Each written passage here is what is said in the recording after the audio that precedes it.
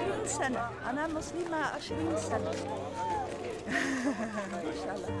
Why SIWAH? Because it's a very nice place. The people are so nice, and of course the climate. It's very warm here. I was one of the few tourists visiting this fest, and now you see there's so many.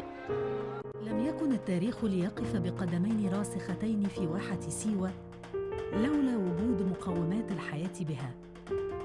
يقول هيرودوت المؤرخ اليوناني الشهير: إذا كانت مصر هبة النيل فإن السيويين هبة عيون الماء.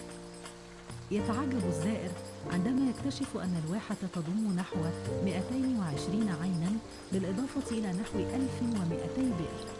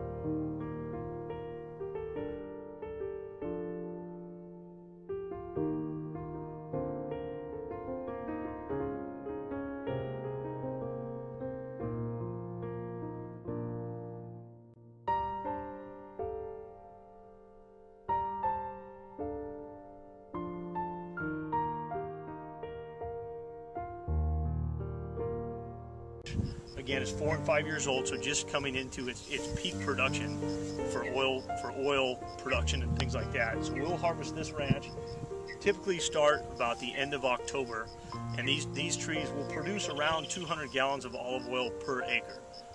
Most of these soils here are all very marginal soils that in the past were used for either alfalfa or dryland pasture and wheat production. So very, very marginal soil that was not suitable for other types of tree crops and other higher value crops.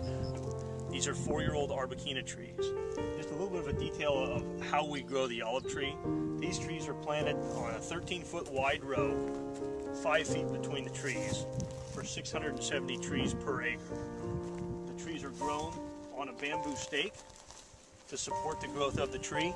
This system allows us to grow these trees to maximize the area of canopy and also to remove the fruit very quickly and efficiently, mechanically, to get it off the tree and to the mill faster. So if you look at a little bit of detail, the olive tree is a bit unique. What we see right here is young, new, supple growth that has grown this year. This wood will be fruitful next year.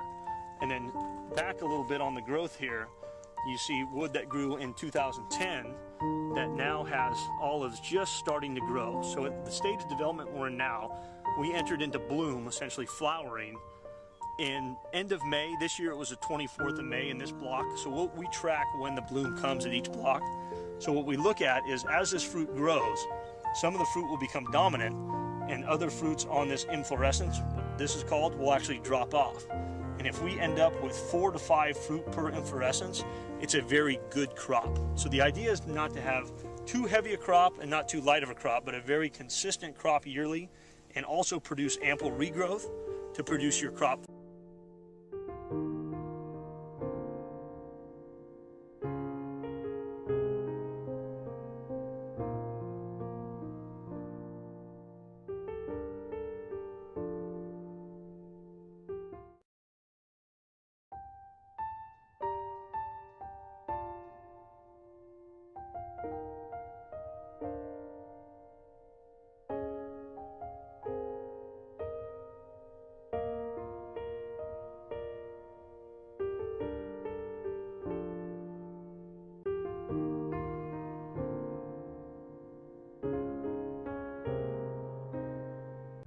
By large stones.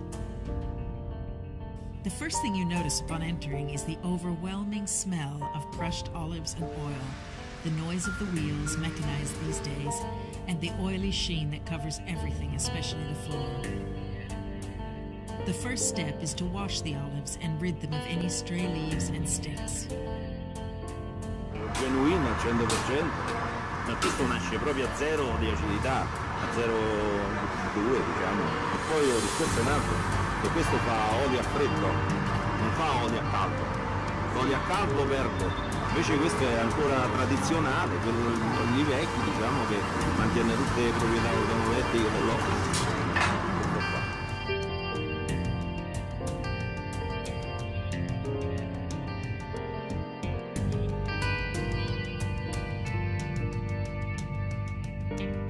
When they've been cleaned, they are poured into a huge tub and, in the old traditional frantoio, they are crushed under enormous stone wheels until they form a purplish paste.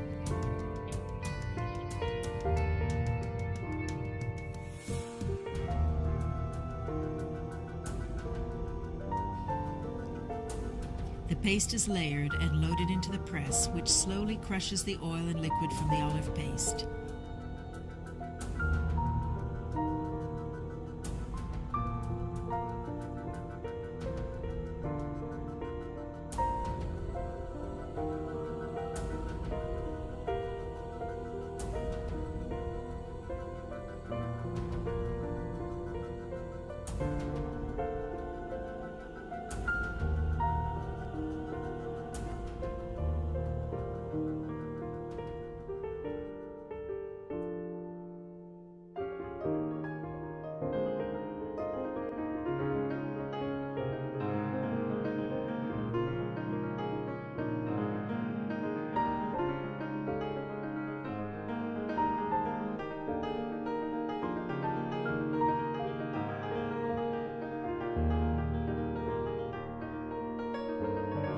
The liquid is separated from the oil, and the paste, now flat and almost dry, is thrown into another container. Some very inferior oils are sometimes made using this leftover pulp, and that is why it's so important to buy only extra virgin olive oil, preferably cold pressed.